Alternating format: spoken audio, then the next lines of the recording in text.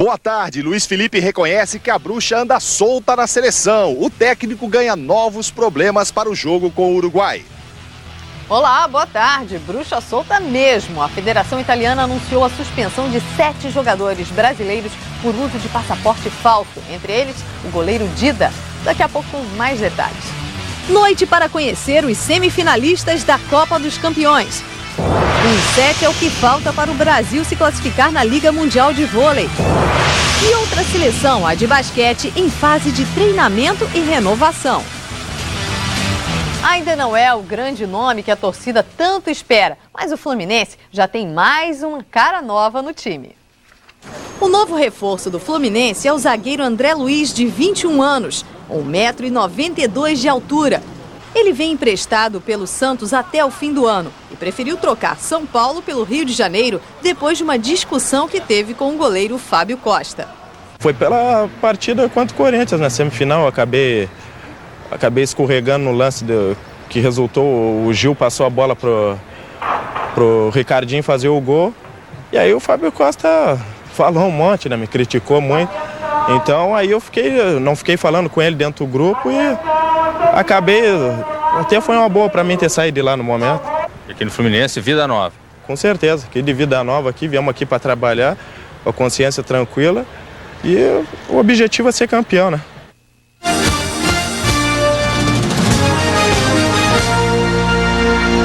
Saem hoje os semifinalistas da Copa dos Campeões. Em Maceió, o Cruzeiro pode garantir a classificação com um empate contra o São Raimundo.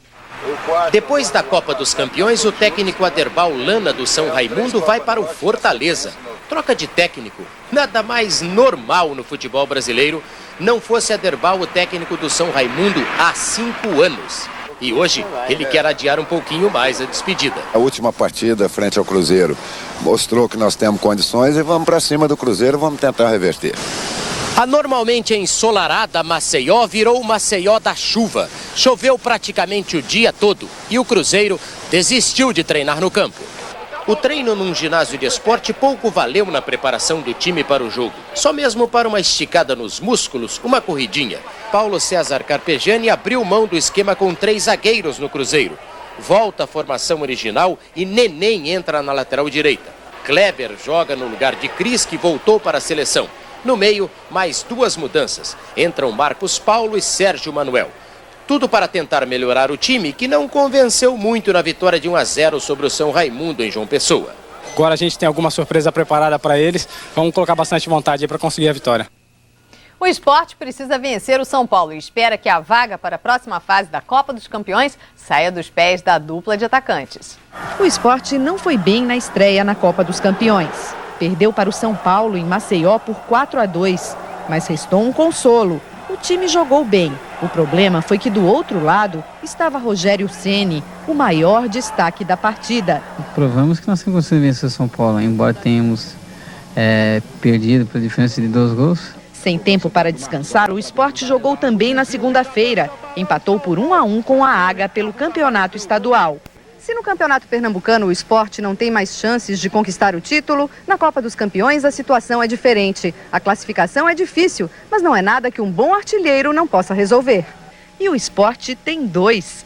Para seguir em frente na disputa, o time precisa vencer o São Paulo por 3 gols de diferença. E aposta todas as fichas na dupla Leonardo e Rodrigo Grau. Juntos, eles marcaram mais da metade dos gols da equipe no Pernambucano. Leonardo fez 9. Grau marcou 12. Cada um fazendo um no primeiro.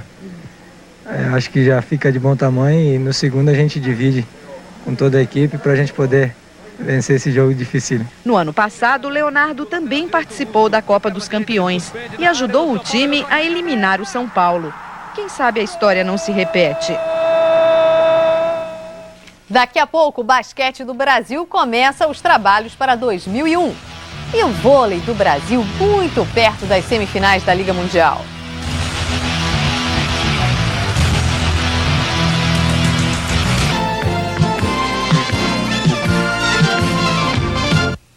Renovação é a palavra de ordem na seleção brasileira masculina de basquete, que já está treinando para as competições deste ano. A garotada quer repetir os sucessos da outra geração. Uma nova seleção, autona e jovem. média de 22 anos e 2 metros de altura. A primeira moda é a dos carecas. Bom, nem todos.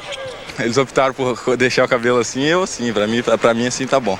O pivô Anderson é um dos novatos. Alex, Tiagão, Renato e Valtinho também estão na primeira convocação. Para eles, a ausência dos veteranos tem até um lado bom. A maioria do time é tudo a nossa idade, então acho que a gente encara com mais naturalidade. O Torneio do México, no começo de julho, é o primeiro de 4 campeonatos internacionais que o Brasil vai disputar este ano. Nossa jovem seleção está em busca do resgate de uma imagem. Imagem como esta, do título pan-americano de 87 em Indianápolis. Ou há 2 anos, em Winnipeg. Um brilho arranhado. O Brasil ficou de fora da Olimpíada de Sydney. Para voltar aos bons tempos, Hélio Rubens vai ter a seu lado o assistente Lula Ferreira, que há poucos dias era adversário na final do Brasileiro. Essa parceria promete. Eu acho que vai sair um basquete alegre, vistoso, de velocidade, que é a característica do basquete brasileiro. O fator determinante é que estamos todos iniciando com um estado de espírito altamente positivo e de muita esperança. Esperança num grito de vitória. Uma vitória e uma derrota para o Brasil no segundo dia de disputa do torneio de tênis de Wimbledon. Mesmo com a ausência de Guga, a grama inglesa continua sendo o principal motivo de discussões no tradicional Grand Slam. Wimbledon vive de tradições. São elas que dão um charme especial ao torneio, dos comes e bebes de um lado, ao tênis na grama do outro. Mas depois de meses de se jogar no saibro numa superfície lenta, ao se passar para a grama, que é super rápida, os jogadores estranham. Pode parecer uma heresia, mas aqui na Inglaterra já há quem faça sugestão de se substituir a grama por um outro tipo de piso. Não tem nada a ver com reclamações dos jogadores que têm que se adaptar para jogar em Wimbledon. Tem mais a ver com a qualidade do espetáculo. Num tênis com poucas trocas de bola, o jogo fica mais chato de se ver. No jogo do brasileiro André Sá contra o britânico Arvind Parmar, o saque e muitas vezes definia o ponto. Apesar do jogo ter tido 5 sets e o brasileiro ter perdido, o público também perdeu. Não se viu muito tênis. Fernando Meligeni também penou por 5 sets contra o argentino Guillermo Coria. Mas naquele estilo raçudo dele, depois de estar perdendo por 2-1, conseguiu virar e vencer por 3-2. Foi a primeira vitória de Meligeni em Wimbledon. E mesmo com toda a dificuldade de jogar na grama, ele é um que vota a favor da tradição. Eu não gosto de jogar na grama, eu sempre falei, não é porque eu ganho 1, 2, 5 jogos que eu vou. Agora não, eu adoro jogar em grama, a não ser que eu ganhe aqui. Mas isso aí tá mais fácil para começar a chover agora. Mas então acho que é legal, tem que continuar a grama. Só de repente olhar certos parâmetros de obrigação. Ainda que a longo prazo, os planos de mudanças para Wimbledon são tão improváveis quanto uma vitória de um jogador inglês. O último a ganhar foi Fred Perry, em 1936, e Wimbledon tem um gosto por coisas velhas. Outros resultados da grama de Wimbledon. A americana Venus Williams, atual campeã do torneio, passou sem problemas pela japonesa Shinobu Asagoi, 2-0. E Lindsay Davenport ganhou da eslovaca Martina Sucha, 2-0. Também em 7 seguidos foi a vitória do australiano Leighton Hewitt sobre o sueco Magnus Gustafsson. Outro australiano que brilhou nas quadras de grama foi Patrick Rafter. Finalista ano passado, ele mostrou que está disposto a correr muito para conseguir o primeiro título em Wimbledon.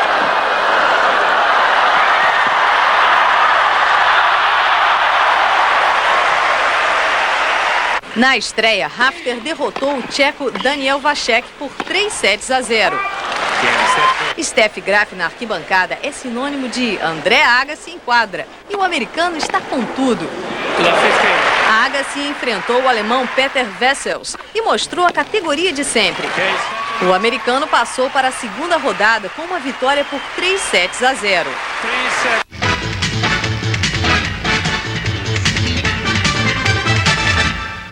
Mais um set. É só vencer mais um set e o Brasil garante vaga nas semifinais da Liga Mundial. O jogo de ontem teve um ar de já vi esse filme. Felizmente para a seleção, o final foi o mesmo. O Brasil começou errando muito. A Iugoslávia abusou de jogadas com o astro da equipe, Milikovic. E fechou o primeiro set em novo erro brasileiro, 25-19. Como no jogo contra a Polônia, a seleção voltou melhor no saque. 25-15 para o Brasil. Nos sets seguintes, Maurício variou mais as jogadas. Milikovic cansou. A Iugoslávia chegou a usar 3 levantadores diferentes durante a partida. Mas não deu certo. A defesa brasileira estava bem e Giba fechou o jogo para o Brasil. 3-1. O resultado eliminou a campeã olímpica Iugoslávia, que joga hoje contra a Polônia. O Brasil enfrenta a França às 3 da tarde. E você já sabe, a Globo mostra ao vivo. André Nascimento machucou o polegar e é dúvida para a partida. O técnico Bernardinho fala sobre o jogo de daqui a pouquinho, direto da Polônia. A França, para muitos, é uma surpresa, embora quem acompanha o voleibol de perto saiba que é uma equipe que vem crescendo há muito tempo. É uma equipe que mescla a experiência do seu levantador Chambertin com a juventude de alguns jogadores. Então é importante que o time entre desde o primeiro momento, com toda atenção, para essas jogadas diferentes que o Chambertin faz, que a gente possa jogar de uma forma mais equilibrada, mais constante ao menos, do que atuamos nas 2 partidas anteriores. Agora de manhã saíram os semifinalistas do outro grupo. A Rússia venceu a Holanda por 3-1 e se classificou em segundo lugar. A Itália ficou em primeiro. Os italianos arrasaram os cubanos. E ainda contaram com a sorte no último ponto. 3-0. Já já, a Copa dos Campeões pede passagem. Daqui a pouco, novos problemas para a seleção de Luiz Felipe. O goleiro Dida foi suspenso do futebol por 1 ano.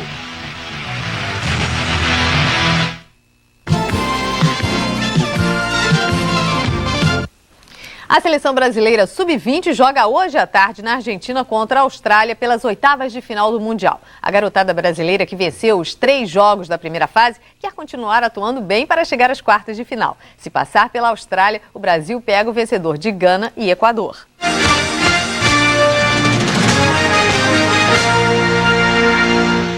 Para vencer o jogo contra o Coritiba, o Corinthians adota o espírito militar e algum mistério também. Câmbio, Vanderlei. O exército corintiano está armado. Os soldados de elite vão recebendo o fardamento e as ordens do comandante. Nós queremos uma equipe jogando uma decisão de campeonato. Ele quer uma retaguarda firme. Bater forte, né? Tá ali atrás e procurar ali de trás, ali, comandar a equipe. Ele quer uma artilharia agressiva. Meu papel é fazer gols. Na guerra dizem que o segredo é uma arma valiosíssima. Se for verdade, o Corinthians está pronto para a batalha contra o Coritiba. O último treino tático antes da partida não pôde ser filmado. O gramado é um território cercado. É lógico que tudo isso faz parte do esquema de segurança preparado pela organização para os jogadores. Mas ficar de boca fechada às vezes é uma boa pedida. Eu acho que é importante você não revelar tudo aquilo que você pode, todas as suas forças. Então eu acredito que os treinos secretos, que as jogadas ensaiadas são importantes para que você possa surpreender o adversário. O alerta foi disparado. O Corinthians precisa de 2 gols de diferença. Então, marchem com ginga e habilidade. O São Paulo enfrenta o Sport. O time paulista conta com o otimismo do novo treinador e com a sintonia entre os tricolores e a torcida paraibana. A torcida do São Paulo em João Pessoa já está se acostumando com o time. E o time do São Paulo já está se acostumando com essa torcida. Para saber das novidades da equipe que enfrenta o Sport, o torcedor se esforça, se estica. Mas para descobrir o que há de novo no São Paulo, nessa Copa dos Campeões, é preciso prestar atenção. Não é uma mudança tática radical, é uma mudança discreta, de pequenos detalhes, mas que podem, aos poucos, fazer a diferença. A novidade se chama Nelsinho Batista. O técnico do São Paulo estreia nessa temporada nordestina um novo estilo, que ele define de forma fácil. O importante é você, como pessoa, saber lutar mais por aquilo que o espaço que você conquistou. A mudança funciona na teoria e na prática. É lógico que dá pra ver que ele tá bastante motivado, né? E a longo prazo, esse discreto novo Nelsinho sonha alto com a seleção brasileira. Para 2006 eu quero ser pelo menos um dos candidatos a ser escolhido, para ser escolhido. Hoje também tem Flamengo e Bahia. O rubro-negro treinou sequinho. Já o tricolor baiano encarou temporal para conseguir uma chuva de gols. Enfrentar o Flamengo vai ser como enfrentar a tempestade. A vontade tem que ser exagerada, como a do técnico Evaristo de Macedo. Mas sem esquecer de pensar um pouco, como fizeram os jogadores. O Bahia foi o único time aqui em Maceió que se arriscou a treinar na chuva em um local aberto. O time do Bahia está consciente da responsabilidade que é esse segundo jogo contra o Flamengo, da dificuldade que será ter que jogar para ganhar no mínimo 2 gols de diferença. O Flamengo fugiu da água, todos de castigo dentro do ginásio, comportados, nada de chutões para o alto ou aquelas bombas em direção ao gol. Castigo para a maioria, prêmio para quem costuma trabalhar mais pesado em todos os treinos. Férias para os goleiros. Mas não tem nada, é véspera de jogo, com certeza vai ser um recreativo. Júlio César teve dia de craque, habilidoso, daqueles de chamar a atenção de quem justamente se destaca pela habilidade. O Edilson até brincou comigo, que eu sempre, quando tem esse trabalho técnico, eu faço a dupla com ele quando o Beto não tá. E ele até brincou comigo, pô, você sempre foi goleiro? Pô, habilidade do caramba, mas eu gosto. No primeiro jogo contra o Bahia, Júlio César mostrou que é craque mesmo usando as mãos. Passou alguns apuros e se deu bem. Eu trabalho para isso, né? Eu trabalho para ajudar naquilo que for possível. Sempre quando meu time precisar de mim, eu vou estar lá presente. Não tomar gols significa classificar o Flamengo. Claro que eu não sou nenhum muro, claro que não sou obrigado a agarrar todas, mas a gente tem que fazer o possível e o impossível, tem que dar o máximo de si dentro de campo para a gente ajudar a equipe, né? Segurar o Bahia já é o bastante, mas se sobrar um tempinho e precisar, quem sabe o goleiro não dá um show à parte. Flamengo e Bahia, Corinthians e Coritiba. Você assiste aqui na Globo após a novela Porto dos Milagres. O goleiro Dida foi suspenso por 1 ano pela Federação Italiana de Futebol por uso de passaporte falso. Além do goleiro do Milan e da seleção, mais 6 jogadores foram punidos. O lateral esquerdo Jorginho Paulista, do Udinese, que está emprestado ao Vasco. Alberto, também da Udinese. O atacante Varley, da mesma equipe e cedido ao Grêmio. O atacante Fábio Júnior, emprestado ao Palmeiras pelo Roma. Todos os jogadores receberam 1 ano de suspensão.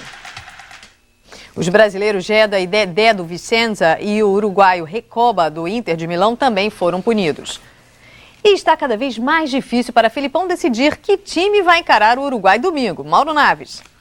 A névoa intensa fez a manhã de Teresópolis combinar muito com o espírito nebuloso da seleção. O técnico Luiz Felipe e o coordenador Antônio Lopes acordaram cedo. Eles tinham muito o que conversar. Na pausa para atender o torcedor, o técnico, apesar dos problemas, ainda mostra bom humor. Se tiver teto para decolar... Vai ter coletivo de manhã? Não, de manhã não tem nada.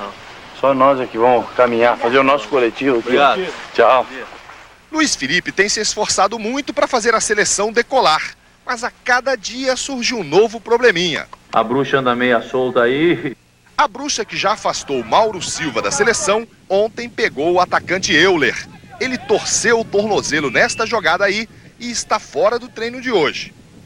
A bruxa agora veio da Itália. O goleiro Dida está entre os brasileiros que foram punidos por uso de passaporte falso. A CBF ainda está aguardando um comunicado oficial da FIFA. Por enquanto, continua contando com o jogador que recebeu 1 ano de suspensão da comissão disciplinar da Federação Italiana. Se não vier a comunicação nenhuma, o Dida segue diretamente para Montevidéu para participar lá do jogo. Dida participou do segundo tempo do jogo treino que a seleção fez ontem contra a Portuguesa da 2ª Divisão Carioca. Foi pouco exigido. Depois de um começo muito ruim, a seleção deslanchou e terminou vencendo por 8-0. Resultado que não entusiasmou o técnico Luiz Felipe.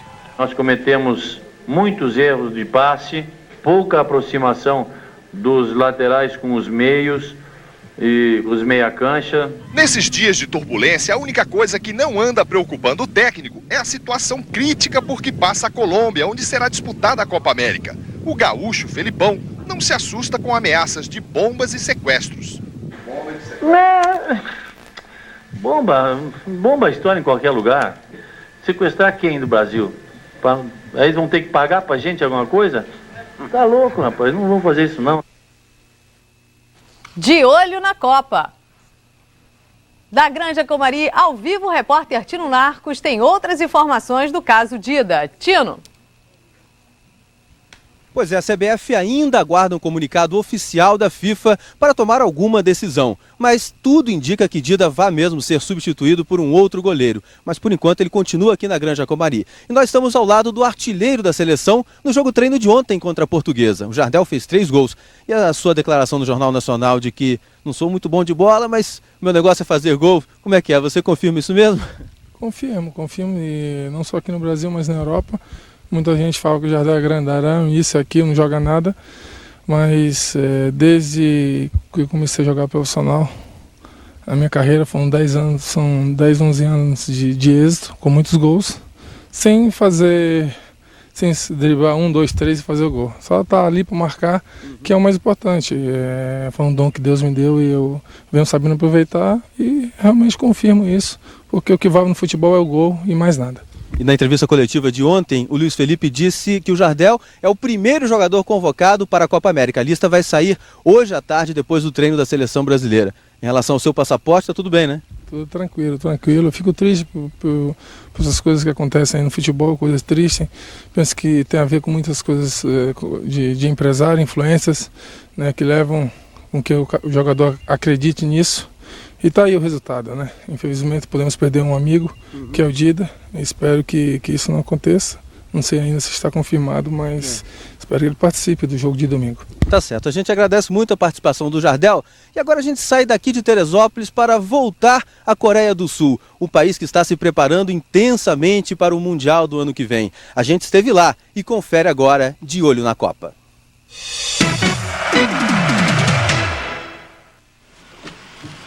O moço chega e dá uma sacudida. Lá vai cimento.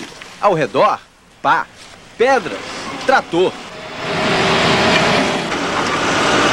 Os sul-coreanos parecem viver mais intensamente a expectativa para a Copa do Mundo do que os japoneses. Mas quem viaja pela Coreia do Sul tem a impressão de que este é um país em obras. Pelo menos os estádios por onde a seleção brasileira passou estão prontinhos e são muito bonitos. O que parece uma asa imensa é parte da arquitetura original do estádio de Suwon, onde uma tarde de futebol vai muito além de assistir a um jogo de futebol. É o esporte em suas diversas manifestações. E as empresas sul-coreanas são generosas. Oferecem prêmios a quem chutar nos buracos da baliza. Na verdade, são espertas. Foram muito poucos prêmios. Importante para os coreanos é se sentir já em plena Copa, onde câmeras vão deslizar moderninhas, onde o estádio vai acomodar confortavelmente cada uma das 40 mil pessoas. De Suwon para Ulsan, terra de estacionamento chique, com vaga para helicóptero no pátio externo e com todo jeito de estacionamento de shopping no lado de dentro. Salões brilhosos, de tão limpinhos, dão um certo ar de glamour ao estádio, que vai sediar a Copa na próxima primavera e já preparou os jardins. Arquitetura de linhas retas, capacidade para 40 mil pessoas. O Ulsan Munsu Stadium é muito bonito. E se o Japão é conhecido como a terra do sol nascente, a Coreia do Sul bem poderia ser a terra do sol poente. Um espetáculo a se repetir na primavera do futebol em 2002.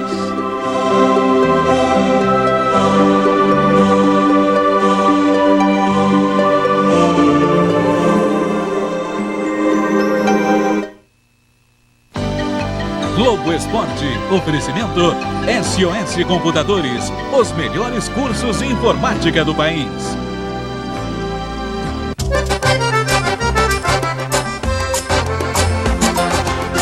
Globo, a gente se vê por aqui. Amanhã, Linha Direta.